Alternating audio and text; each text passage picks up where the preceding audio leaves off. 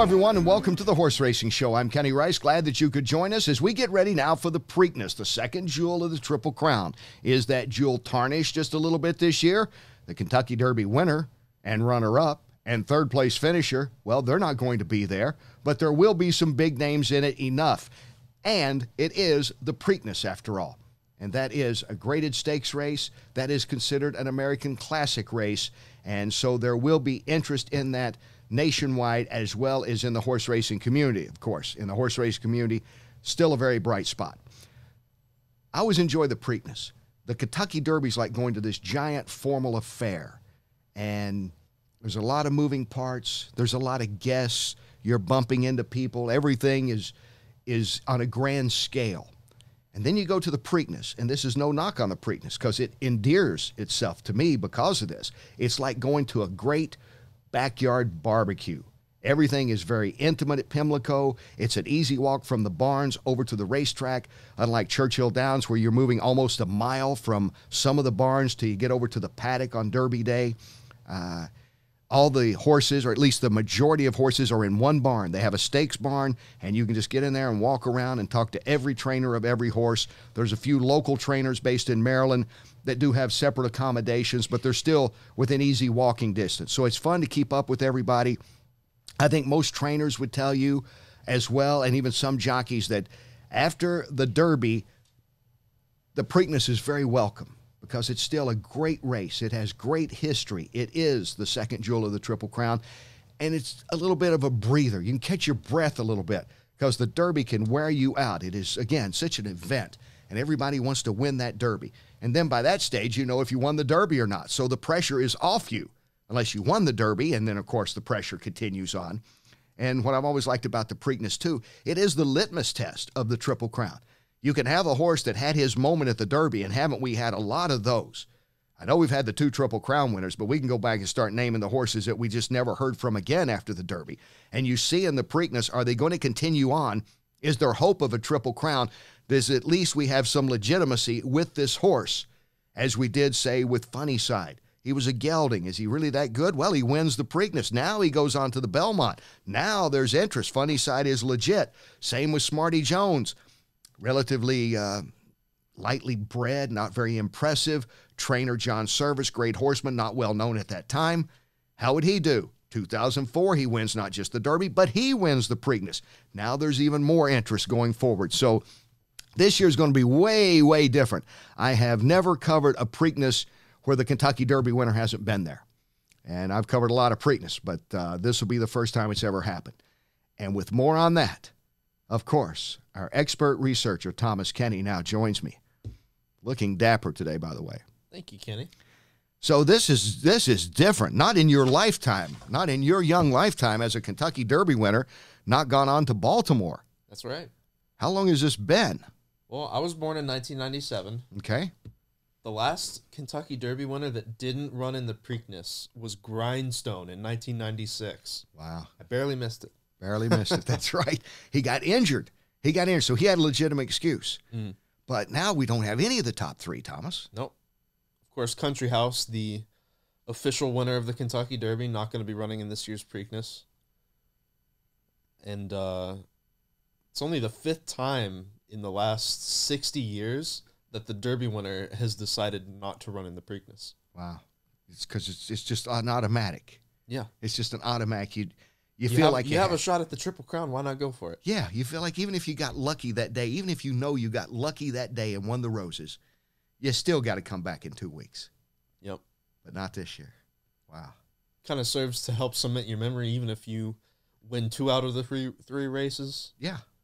You know, nobody's talking about Gato del Sol. I know that. He decided not to run in the Preakness after his Kentucky Derby win. 1982. That's right. 1982. Wow. And I remember Spendabuck didn't run. Mm-hmm. 85. Is that right? Yeah. 85, yeah. And the top 3 finishers aren't there this year. When's the last time that happened? 1951. Oh, that was before I was born. Now we're going way back. Barely. Oh, come on. Not that far back. Yeah. Scott Hall, anything to add to that? Not a whole lot. I'm bummed about Country House. Thanks for jumping in that I'm not that old. I can't go back to 1951. Yeah. not that old, Kenny. That was the last time? 1951? Mm-hmm. Wow. That is going way back. We're like Sherman and Peabody getting in the Wayback Machine today here on the Horse Racing Show. Come aboard with us. Wow, that is something. You know, and I don't think it takes the luster away. Hold it. That's okay. That's okay.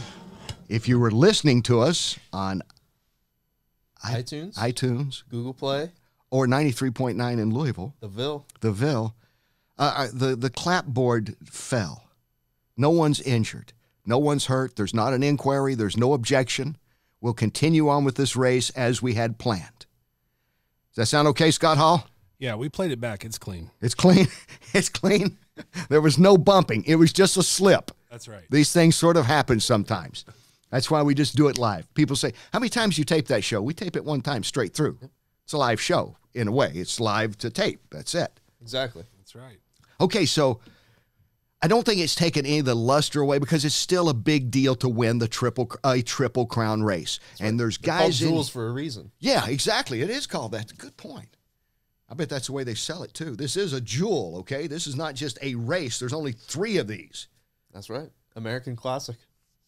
I think that, we're going to have Bob Baffert's going to run. He's going to have his horse Improbable in there. War of Will for Mark Cassey. He's looking for his first Triple Crown win. He's going to be there. A young trainer, up-and-comer, has been on our show. Brad Cox is going to have 2 horses in there. I mean, and there's going to be stories. There's going to be things of interest. Probably the biggest is going to be Improbable. Mm-hmm. Would you say? Definitely. He's the biggest name come out of the Derby. It's in this race. And he's got Bob Baffert. Mike Smith's going to come back and ride for Baffert in this.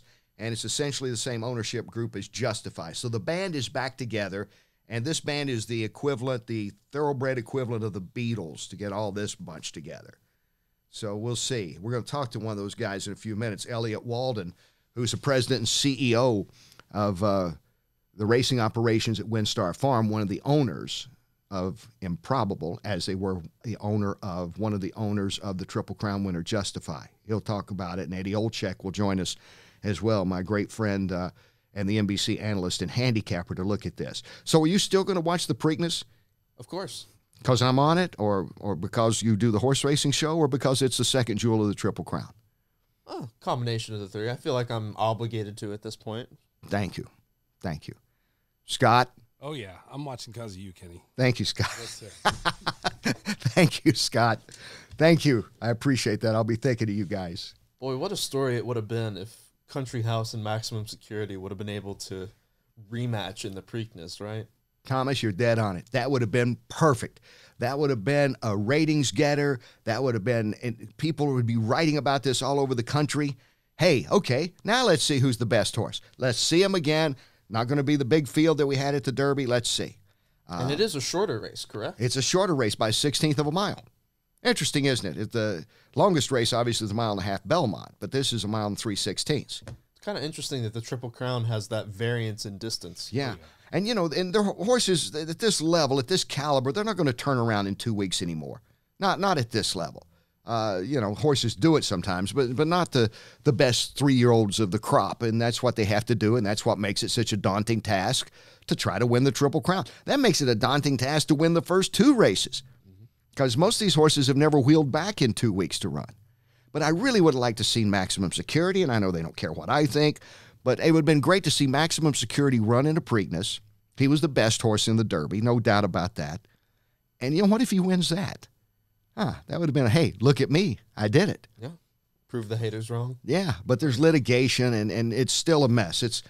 It still is. But Country House is the official winner. We talked that out last week. I think we got it cleared up, didn't we? That was a pretty good episode, if I do say so myself. Thank you for saying that. I thought it was a pretty interesting. We had some good takes on it.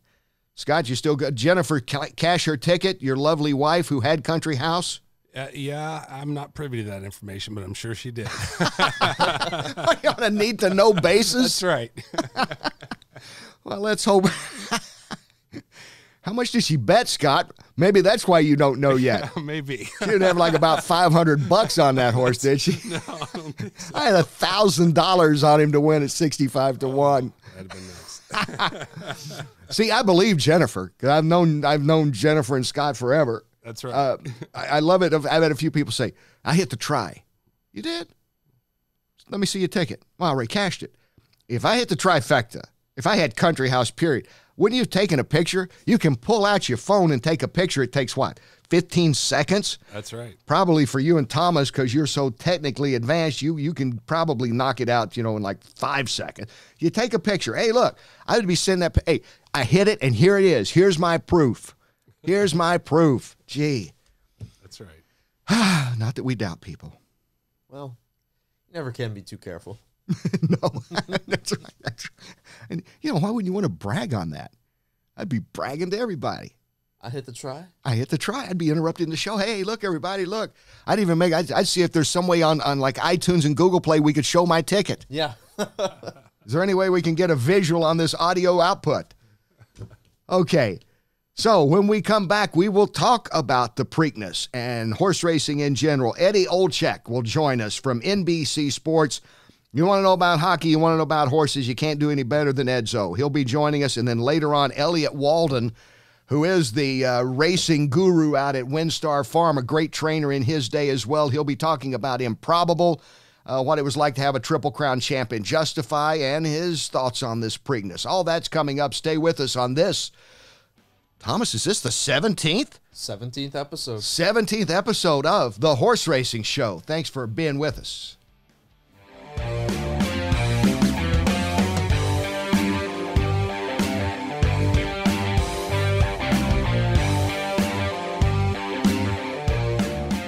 Welcome back to the Horse Racing Show. We said from the start of this, some 17th episode we're in now, when we started, we're going to go for the best of the best, as good as it gets, and no one gets better as a person and a broadcaster than Eddie Olczyk, the lead analyst for NHL on NBC, and the analyst, handicapper, reporter. He does it all on the horse racing, and he is a great friend, and he is on with us now. Hello, Eddie. Hey, what's up, pal? How you doing, Kenny? Nice to be with you. Thanks for having me. Well, thanks for being on. Let me ask you about this Preakness that we're all getting ready to go to in just a matter of days here. It's really different, isn't it? We were looking it up, first time since 51. None of the top 3 Derby finishers are in it and all. I mean, I guess it makes it wide open. yeah, it does. And look, I mean, that's what makes sports so entertaining. You just don't know what the next period or quarter or race or chapter is going to be. And yeah, sure, it's disappointing, but look, maybe there's another star out there that will emerge, or maybe a horse that was off the board could step up and get an opportunity at winning a second jewel of the Triple Crown. And that's just the reality of it. And you've been in this a long time. I'm not going to say you go back to 51, Kenny. But look, we've been together on our NBC horse racing team together for the last 5 years, and we've been very, very lucky here the last little while. We've seen a couple of Triple Crowns, and obviously we saw history at the Kentucky Derby with the first winner being DQ'd and sent all the way down in the complete order of finish. So it's just that. I think that's just what makes it just so unique. You just never know what's going to happen when you head to work, and I think that's why we love what we do. And looking forward to getting to Baltimore. And thankfully, I'm hearing, maybe I should bite my tongue on this. Hopefully, it's going to be dry this weekend, buddy. You can leave the galoshes at home and the rain jacket at home, and hopefully, we're going to have a little bit of dry weather there in Baltimore, because we've had enough rain to last us a lifetime over our last couple of years with Triple Crown. Man, isn't that the truth? And what you said earlier, Eddie, I was thinking about that honestly yesterday. I was talking to Lenny Schulman, as we both know, writes for the Blood Horse, and we're just talking about in these last few years, the 2 Triple Crowns, and now this. These are things that they'll be talking about years after I'm gone from doing this. As moments to certainly remember it. And I don't think we're going to see anything like that Derby. And I was listening to you for a lot of that because, most people don't know. We're kind of flying blind out there. Lafitte Pinkai, Nick Luck, and me, we're listening. I mean, I'm listening to you and Randy and Jerry and Mike and processing it all. And obviously I knew I had to find Bill Mott, that Country House is in this mix. But I mean, you picked up on it. You picked up on it, and you knew exactly, how this thing was going. And I listened back and watched it back, and that was really impressive because, just at first glance, it was hard to see exactly what had happened. Right. Yeah. I mean, well, first off, Kenny did another great job in being able to get Bill Mott, and he was very, very candid, obviously. Yeah. And look, he could have easily, taken the high road, but he was very opinionated and very much matter of fact, and he did a great job of getting them on our air. And look, people need to realize, I mean, we were only us, meaning us at NBC, we were only dealing with the information that was given, and all we saw and knew was there was a claim of foul 20-on-7, right? Country House, Flavian Pratt on maximum security, the winner, the 7, and Luis Saez. That's all we knew. Now, we saw that maximum security, veered out, and we can argue until, the next Kentucky Derby on, was Country House ever going to go by him? Did he impede the progress of War of Will, who went in a long-range toddy? And obviously that's what ended up happening. But, we were flying by the seat of our pants, because for people that don't know too much about Inside TV, I mean, we're communicating, we're all communicating with our TV truck, and our TV truck has just had the Kentucky Derby winner across the line, and then Bedlam hits with not only the weather everybody was dealing with, and our crew, Kenny, I know you would speak to this, our crew inside and outside are the best. Like, they did an amazing job to keep us and get us on the air, and tracking through the mud and the rain, and that's why we have the best team around. And so we're communicating with the truck, and all we could do is go on the information that is in there and what we're seeing up on the tote board. And you saw everybody flashing and the asterisks next to the the 7 and the 20, and next thing you know, there's that long delay, and just seeing it from, as I did in a paddock, because I had a couple of responsibilities as you did. Mm-hmm. I was, I did the walkover with Todd Fletcher, and I was on my way when Code of Honor, the horse that I actually picked to win the Derby, came shooting up the rail after the incident with maximum security lugging out. I was on my way to the tunnel to grab Shug, because we needed somebody to be around him just in case. So, and it was just one of those things where you're sitting there watching it, but all you can do is look, have an opinion, and when you're asked, you got to step up and just throw food for thought out there. And like I said, I thought our team did a great job of handling it. We talked to all the right people, all the jockeys that would speak. I was a little disappointed again. That Tyler Gaffalione did not speak. I know Mark Cassidy was available, but we just couldn't get to him. Why didn't he claim foul, Tyler Gaffalione, right? Because it seemed like, Kenny, that he was the one that was impeded the most, but he never claimed foul. But all you can do is work with the information you have, and then a couple of hours later, we all find out that there was another claim of foul in this whole saga. And if we would have known that long range toddy claimed foul as well, John Court riding long range toddy, if we would have known that he claimed foul. So all it was is, look, if we would have known, or they would have announced in track, hey, there are 2 claims of foul, then all of a sudden, the blinkers come off, and now you're really starting to dive in. Well, who could that be, and whatever. So, for what it was, I thought we handled it extremely well, and we all were sitting there on pins and needles and waiting for the decision. And again, I will say what I did then is, I really do believe he did impede the progress of a couple of horses there, and it did change the order of finish. Was he the best horse on that day? Yes, he was. Yes. But we don't know if there was somebody else that was sitting in there that could have maybe hit the board, or had a better placing. And we all know that that's what it's all about. So, it was pretty chaotic there, and it was kind of surreal too, Kenny. Yeah, it was. Being, you know what I mean? Just being, I was in the paddock, and it was very, like, I turned around and look, there are thousands of people out there, because the rain had kind of subsided. It wasn't really raining as much as it was earlier, but it was really quiet. Like, I think people were kind of surprised and shocked and didn't really know, what was going on. But, and obviously once they made the decision, you could hear the murmur throughout the throughout Churchill Downs, obviously there was a history-changing disqualification. Talking with Eddie Olczyk of NBC. You want to know about horses, you want to know about hockey, he's the guy. We talk about the adrenaline rush of doing live TV. We get an adrenaline rush when Eddie's making bets, because I know you've hit some big ones, and I don't know if there's any more pressure on anybody of our crew before the race and on Eddie, because the executives come in and some of the crew, and then who's going to win, Eddie? Hey, Eddie, how should I wheel this trifecta? I mean, you probably are asked more questions than any of us, and it's always, hey, make us some money, Edzo. It's nothing easy, nothing like, hey, you kind of like this horse? Make us some money. And you do most of the time.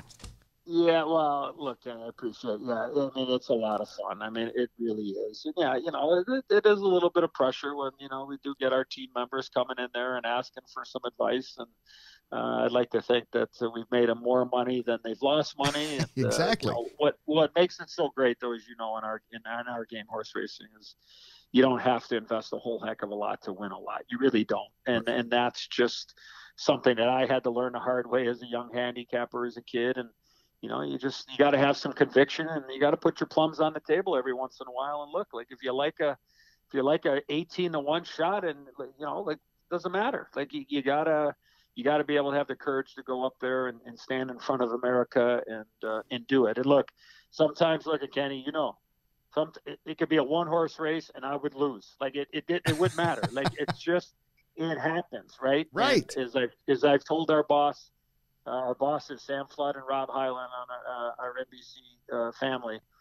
Look, like if I could hit 300 for the year for all the shows that we work and picking races, I'd be really, really happy. Now I'm only shooting for 1,000 always, but right. The reality is that playing the ponies, if you can hit 30% of the time, you're doing pretty good. So look, and I love it, because it's always been a passion, and if I could put a few extra bucks in some of our team members' pockets, Kenny, then it was well worth me putting in the time and the effort. You are a benevolent soul, Eddie Olczyk.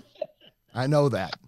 And you know what? What surprised me is when we first met and started getting acquainted. Actually, we first met like about 10 derbies ago, didn't we? Yeah, on Churchill Downs on the rooftop. I interviewed you. I think it was Animal Kingdom. Kenny, so that'd been 2011. Okay. Yeah, that's right. Because you had a little bit of a break from hockey, and you're there, and we're up on top of the roof at Churchill. Yeah, I was a fan. Yeah, I was a fan that day, which was I don't get many weekends off during the Triple Crown, and obviously now that I'm working, it's a whole new different story. But yeah, that's the first time our paths physically crossed there at that 2011 Kentucky Derby. And you're so good at handicapping. See, I assume that you probably grew up like in a racing family, and your dad's taking you out to the track, and like 6 years old, you're learning about making making exactas and making superfectas and wheeling. Yeah. And I that's what I thought, but I learned that wasn't the case.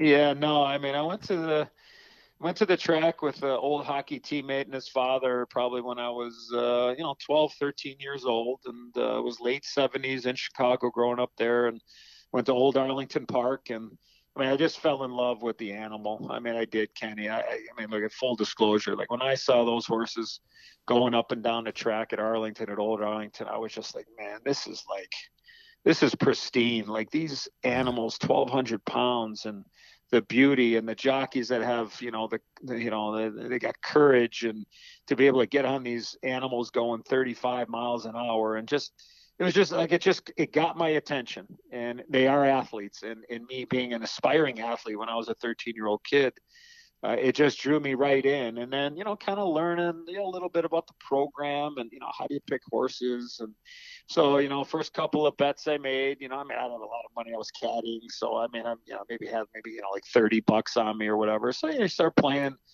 try to box a couple of numbers just on looks and whatever. And you start looking at the form and the program. You start trying to pick up some things. You start asking questions, and first couple of bets, not so good. You lose $3, $4 or whatever. And then, I sit there, get a little aggressive, and, you play a play a 3-horse box, you know, for an exacta, and the thing comes back $108. And I'm like, man, this is great.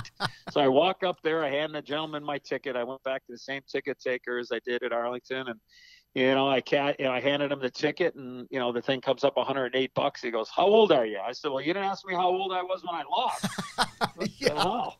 Right. So you know, I said, okay. So he gave me the $108. I gave him $3. He gave me a wink, and the rest is history. So I've always been a handicapper. I've dug my nose into the racing form many days, many hours, watch a lot of video, and take a lot of notes, and I'm old school. Like I'm not a sheets player, Kenny, as you know. Right. I'm old school. I am feel. I am you know, how the track is playing. I've become much more of a believer in the last 10 years, Kenny, than I ever was before about track bias. So, you know, look, sometimes the fastest horses on the track aren't going to win because the track is not going to suit that type of racehorse. So, you know, I've kind of changed I don't say my philosophy, but I've kind of changed a bit on how I look at specific races. And, you know, I just, it's always been a love. It's always been a passion. And, to be able to do that on the biggest stage for our NBC horse racing team is certainly a great privilege. And look, we've worked with some great people. We had a chance to, you know, I had a chance to work with my pal Bob Newmeyer, your longtime friend, and Right. he'll be just, a great guy, a guy that has two passions like I do: hockey and horse racing, pucks and ponies. And I learned a lot from Numi in the 3+ years that we were together. And you know, look, you can never stop learning in this game. You really can't. And it takes work. You know, you got to do your homework.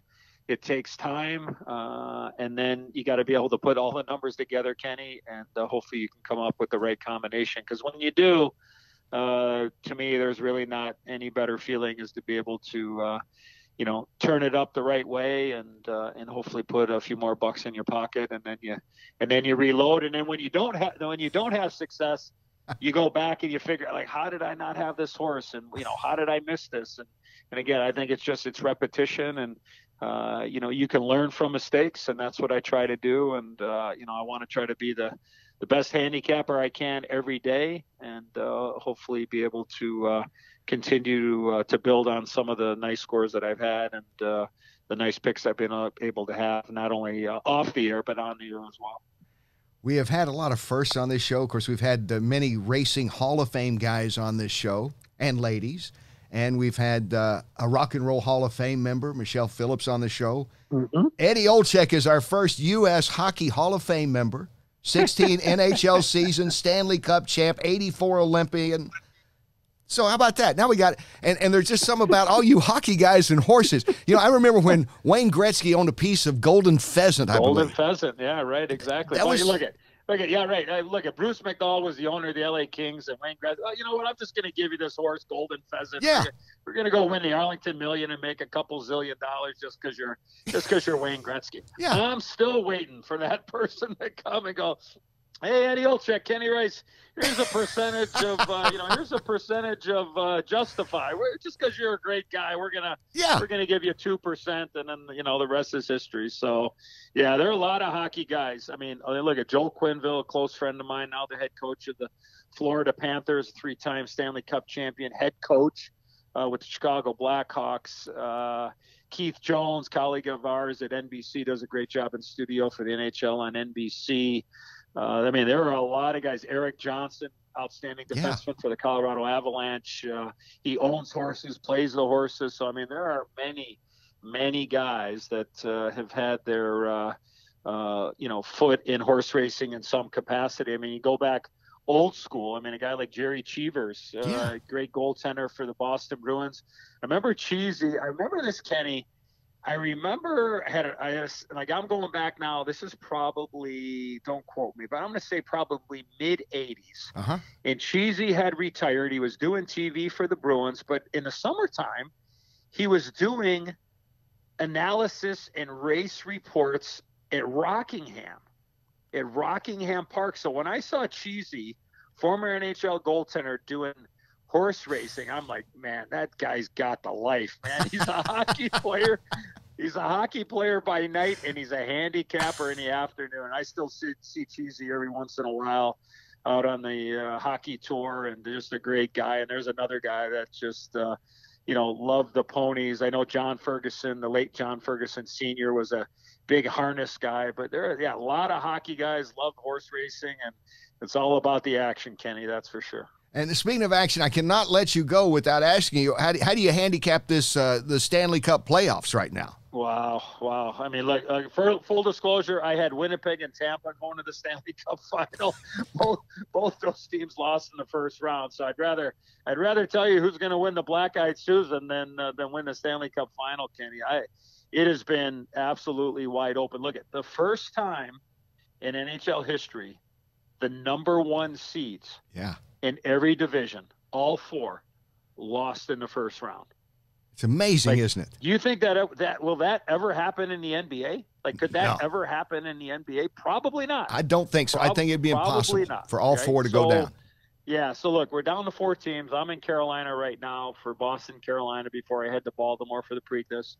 And then you got St. Louis and San Jose that looks like it's going to be about a 10-game series. It's going to feel like 10 games because those two teams are just absolutely beating the crap out of each other. So I thought going into round 2 that Boston and St. Louis would somehow meet in the Stanley Cup final, and there's two of those. They're both alive and they're on a collision course. But it is, Boston's the favorite. They're the big favorite right now. But St. Louis has that little bit of something, Kenny. Like I don't know how you describe it. I'm sure you've seen it in all the different sports that you've done, and I think even more so in probably basketball, where teams just got that it, right? That IT. Like I've been in it. I mean, I'm lucky enough to win, as you mentioned, a Stanley Cup with the New York Rangers in '94, and look, we knew we were the best team.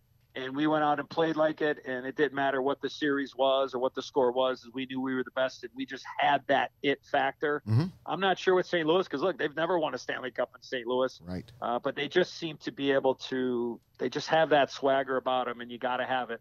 I don't care if you're looking to win the second jewel of the Triple Crown or you're look to win Game 3 of Round 3 of the Stanley Cup playoffs. You got to have that confidence and that conviction, and certainly looks like St. Louis has it, but that's going to be a long series between the Sharks and the Blues. Eddie, I want you to get a nap and get ready for the telecast tonight. Hockey guys are notorious for having great naps.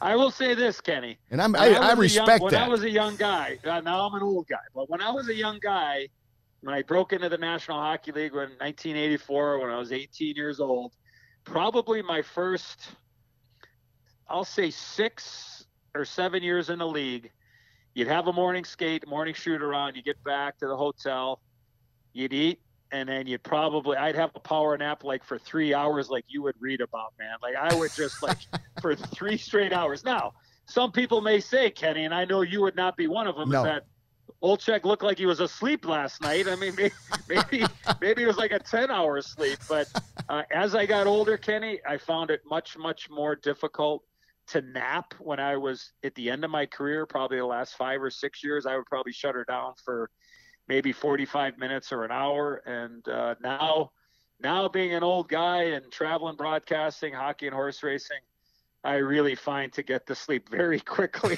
as I've gotten older at about 2:30 or 3 o'clock in the afternoon. There's no person more generous than Eddie Olczyk that I've ever worked with, and I really appreciate your time and your stories today, pal. Okay, Kenny, love you. We'll see you in Baltimore, pal. All right, thank you so much, Edzo. Eddie Olczyk, NBC hockey and horse racing analyst. He can do it all. When we come back, we'll talk with Elliott Walden from WinStar Farm on the Horse Racing Show.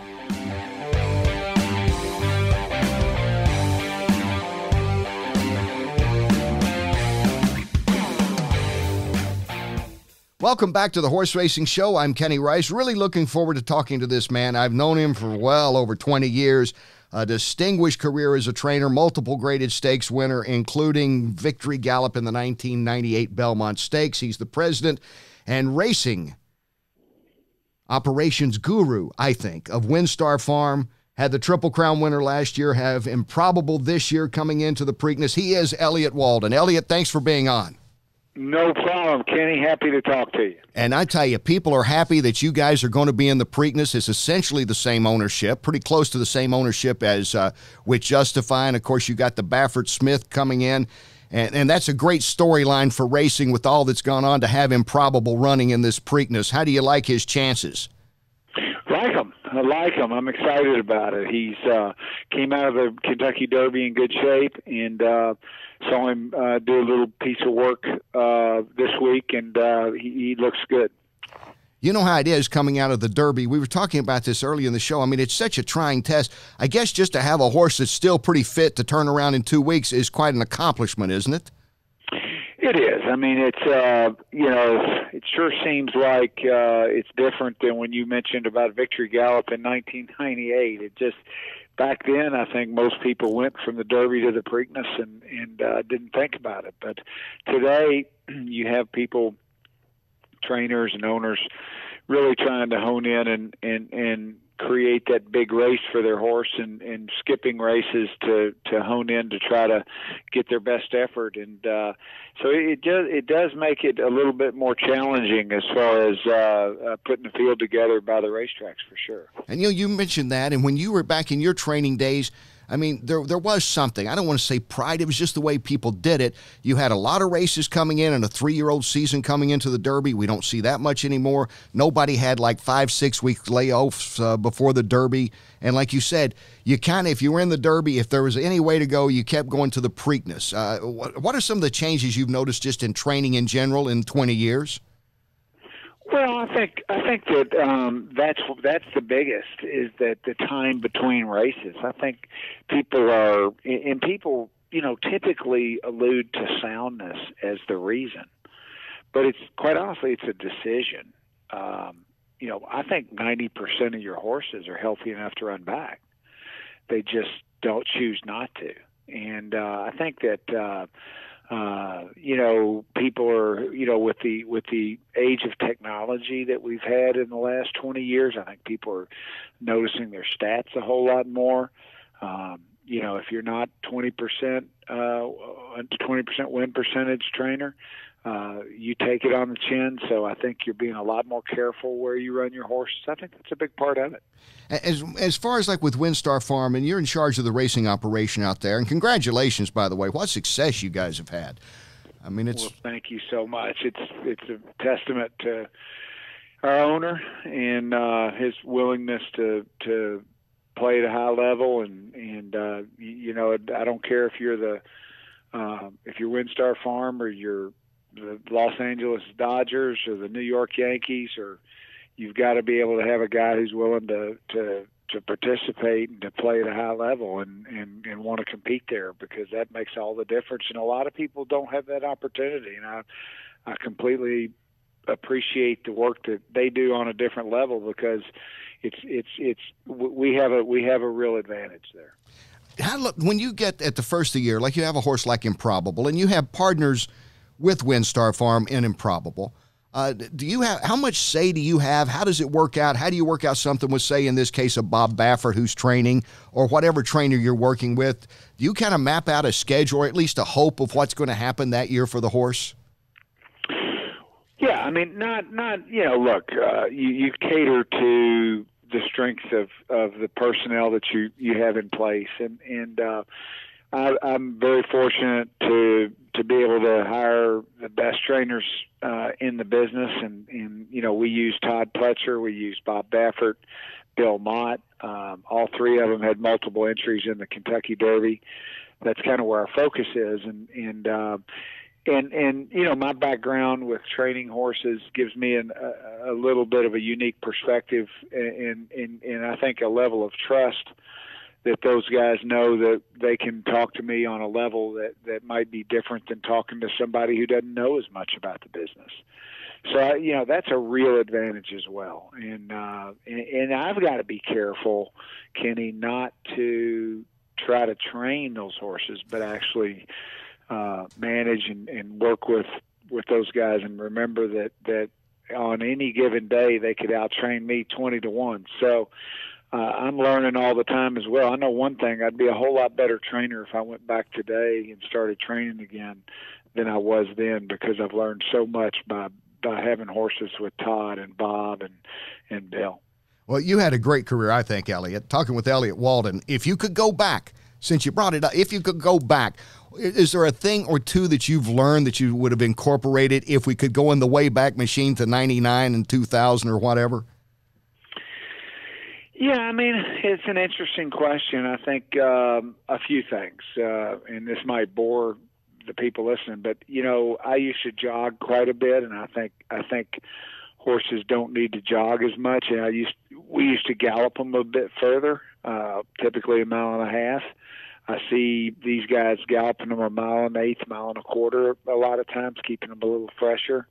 A lot of those guys that we have now, Todd and Bob especially, want to trade for speed. They want to have their horses get in the race early. They want to be able to save ground by being in front instead of behind and coming around. And I think some of that's accomplished by how they manage them day to day, and the shorter gallops and keeping them a little crisper is a way to do that. So there's in certain situations there would be things that I would do differently. Does Bob Baffert ever bring up the 98 Belmont Stakes when Victory Gallop denied Real Quiet the Triple Crown? I mean, just in passing. Oh yeah, we talk about it every now and then, but he always talks about it in Bob is a guy who really never looks back. I mean, he is always looking forward. If he gets beat, which is not that often. I mean, he's always on point with his horses, but he's looking to the next race. I mean, he is never worried about winning or losing and looking back. So, but we joke about it all the time, and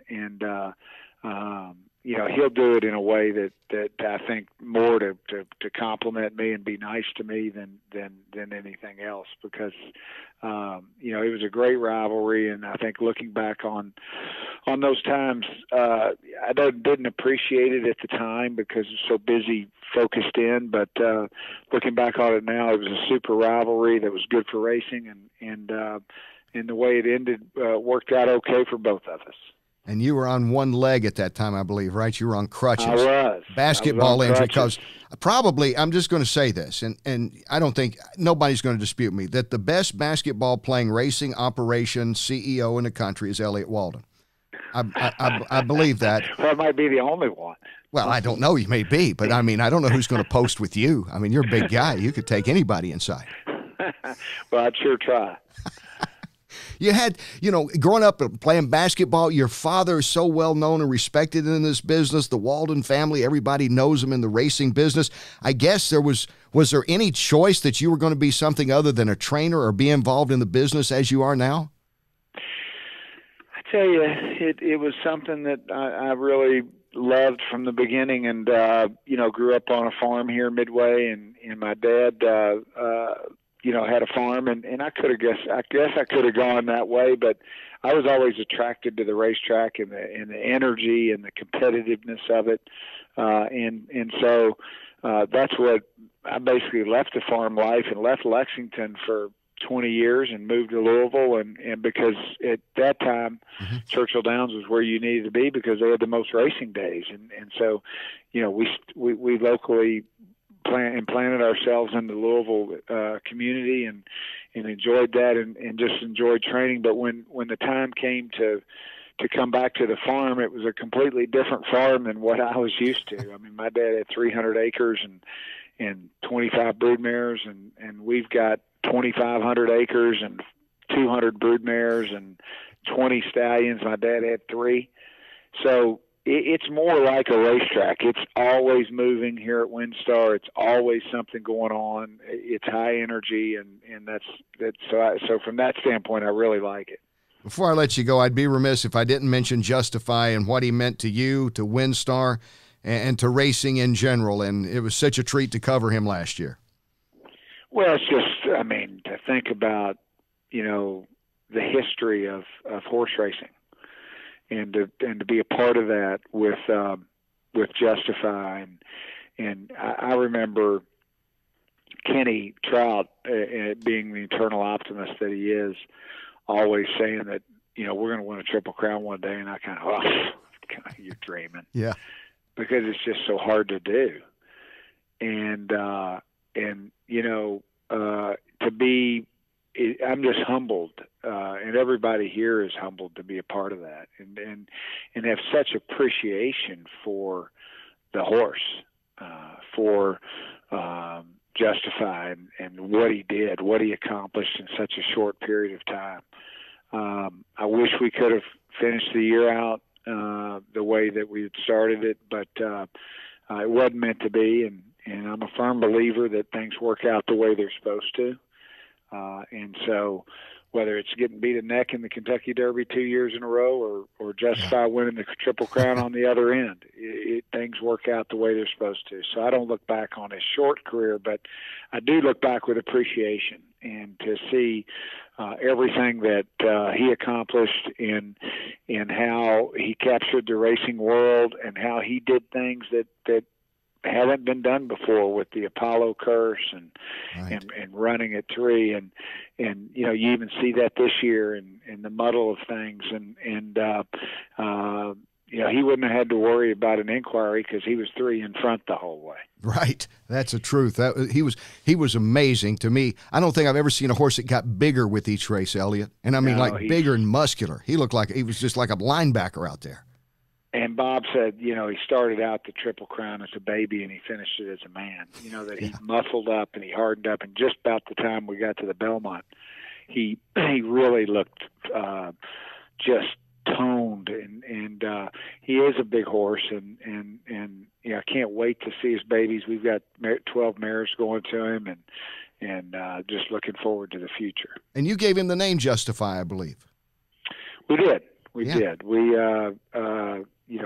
do try to name horses biblically when we can. Not all of them, but when the opportunity presents itself, and Justify is in reference to being justified by your faith, and so it was just a neat story how God blessed us with the special horse, and it's not that we had favor that a lot of people don't have. It's just it worked out that way, and I think that hopefully God was honored with the name, and he certainly is a special horse. Well, we'll never see anything like that again, I don't think, what he did in 111 days, and it was such a treat. And Elliott, I know you got to go to Baltimore.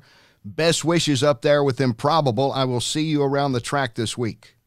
Look forward to it, Kenny. All right. Thank you, Elliott Walden, the president and CEO of the racing operations at WinStar Farm. What a powerhouse they are, and they have Improbable this week. We'll be back with more on the Horse Racing Show right after this.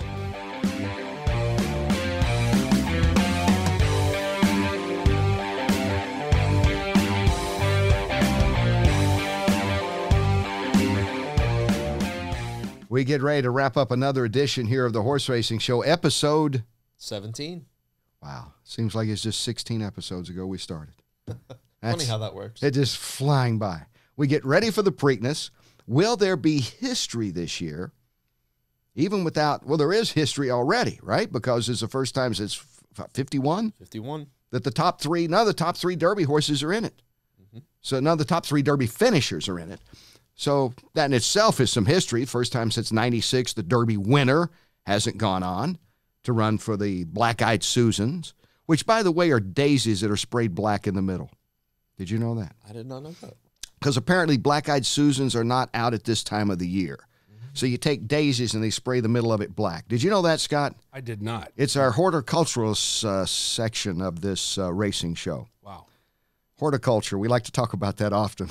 Awesome. Yes. But anyway, something else that hasn't happened in a long time is a Maryland-bred horse winning the race, because they have some beautiful farms in Maryland. It's great horse country, very knowledgeable fans that go to Laurel, come over to Pimlico for, a couple of weeks of racing there. I mean, it's a big deal in Maryland. A great state, too. Beautiful state. Great crab legs. Great crab cakes. I like Maryland. But when's the last time a Maryland-bred horse won these Black-Eyed Susans that are really daisies with black paint in the middle? It was back before I was born, that's for sure. Everything's Scott, we've got to get older people out here. Yeah, I know. I'm a relatively young guy. I'm 21. Yeah. Born in November. But no, that was, as I take a look at my notes here for those of you listening. I remember watching that race. 1983, deputed testimony. Deputed testimony in 83. That's a long time. There's been some good horses come out of Maryland during that spell, and nobody's been able to win it. They've come close a few times. Kelly Rubley, it trains a horse that's coming in this year. Always mining. Always Mine's won like 6 in a row, I think. There's hope Hot there. streak. Hot streak, legitimate horse, biggest race for him, but possibly. Okay, I'm just saying possibly. I don't know. I think if I knew that, I'd be doing this show. I'd be sitting around just gambling. I'd be in there with Scott, getting on the Twin Spires account and just gamble all day long. What do you do for a living? I just win money. I just bet horses and win every day. That's the life. But if she wins, how many female trainers have ever won a Triple Crown race? 3? 0. 0. 0. How about that? That'd be something. Wow. Yeah, so Kelly could, if Always Mining wins, there'll be all kinds of things going on that day. First Maryland bred since 83, first female trainer to ever have a Triple Crown win. Yeah. People like to talk about how it's sort of a, equal gender business, right? Right. A lot of the, I guess, more so on the administrative side of things, probably. On that side it is, but it's still a male-dominated sport. When you look at the trainers, you look at the jockeys. We've had Donna Brothers on, Julie Crone. They've talked about it, and they broke a lot of barriers. And there have been some good females out there that train horses, like Kelly, that have very good success. But breaking through and winning one of those classic races, one of those Triple Crown races, and it means a lot to guys. There's guys out there that love to have that one race. They're good trainers. They just haven't had that one big race that's identified them. It only comes around once a year. That's the great thing. The ultimate one and done. The ultimate one and done. If it doesn't work out, you can't go back and bring them back. That's right. it. Okay. And we saw Scott. Thank you for sharing that. We did see that there is a payout to the Scott Hall family. His lovely wife, Jennifer, has already cashed it. That's right. I don't blame her. I don't either. It's like a 4-figure deal. I'd cash it and run. Yeah. You don't Take have the to money and run. show me the money. And you did, see? So we believed you anyway, Scott. That's You right. didn't have to verify that. Oh, I for know. us. I know. All right, Thomas, anything else we can add? I'll send you guys back some crab cakes this week, perhaps. Oh, I'd love it. Okay. Great. Maybe I'll ship them to you guys because they are really, you know why they're so good? It's because they don't have a lot of, they're basically crab, which I know sounds strange, but you go around the country and even in some really nice restaurants, and they got all this breading in there to hold what little crab's in there. So you really get like a lot of bread and little slivers of crab. This is actually big lumps of crab. That's what makes it so good, and they just do it better in Maryland than anywhere else. Oh, that's nice. That's a culinary show part now with this show. Got horticulture, Yeah, culinary. yeah. We're really branching out here. On the We're horse branching racing out. show. You never know what we'll talk about next.